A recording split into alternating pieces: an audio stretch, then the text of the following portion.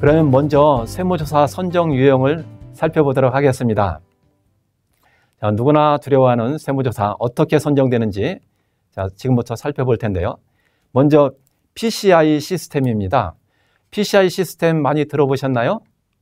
처음 들어보신다고요? 예, PCI 시스템은 소득과 지출을 비교 분석하는 시스템을 말합니다. 예를 들어 볼까요?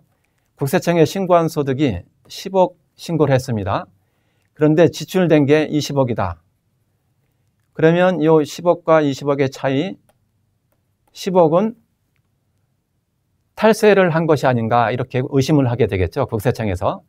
그래서 이 소득과 지출을 비교 분석해서 세무조사 선정을 하는 시스템을 이 PCI 시스템이라고 합니다.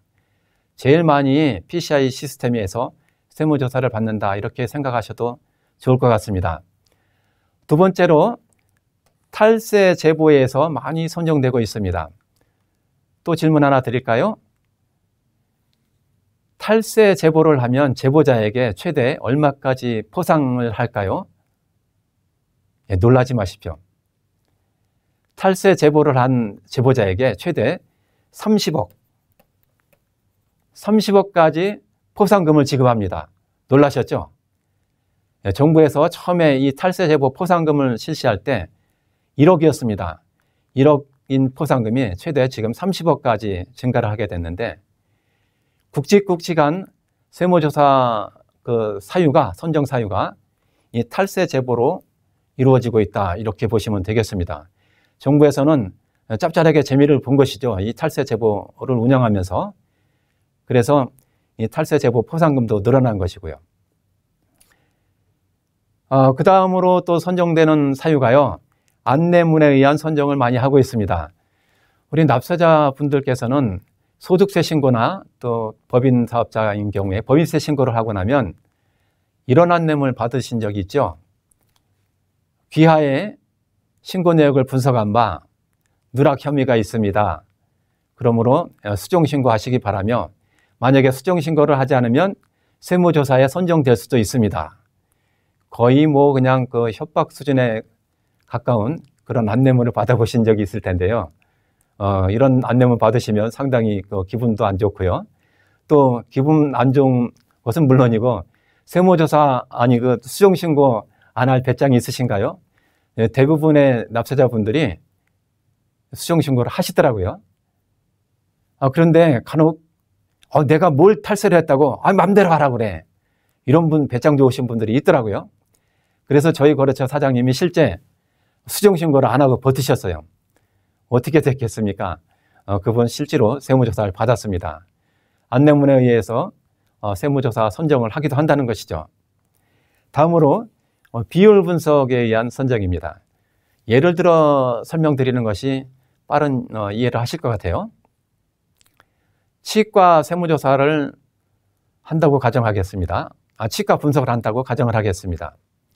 치과의 원재료 중에서 가장 많이 차지하는 것이 뭐가 있을까요? 치과에서 매입하는 원재료가 어떤 원재료를 매입할까요? 여러분 치과에서 금을 많이 매입을 합니다.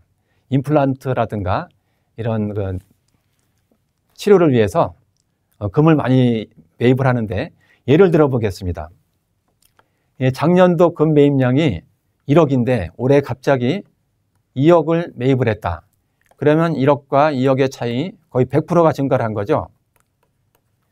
그러면 상식적으로라면 매출액도 100% 증가를 해야 맞지 않습니까? 그런데 매출액 증가율은 50%밖에 안 된다. 그러면 국세청에서 매출을 누락을 한 것이 아닌가? 아니면 금을 가공으로 매입한 것이 아닌가? 이런 의심을 하게 되겠죠. 이렇게 비율 분석에 의해서 금 매입량이 아니더라도 얼마든지 다른 계정 과목, 예를 들어서 복리후생비라든가 아니면 인건비라든가 외주가공비라든가 이런 특정 계정 과목의 비율이 갑자기 상승을 했다. 그러면 국세청에서는 의심의 눈초리를 보내는 것이죠. 이렇게 해서 세무조사를 선정하는 커다란 4가지 사유를 살펴봤습니다. 첫째가 PCI 시스템에 의한 선정, 탈세 제보, 그리고 안내문, 비율 분석에 의한 선정 사유를 살펴보았습니다. 이 선정 사유를 잘 숙지하셔서 내가 세무조사 대상에 선정되는 일이 발생되지 않아야 되겠죠.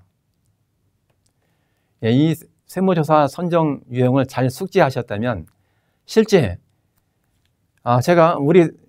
내가 세무조사 대상에 선정되었을 때 어떻게 대응하면 좋은지 대응 요령을 또 숙지를 하셔야 되겠죠.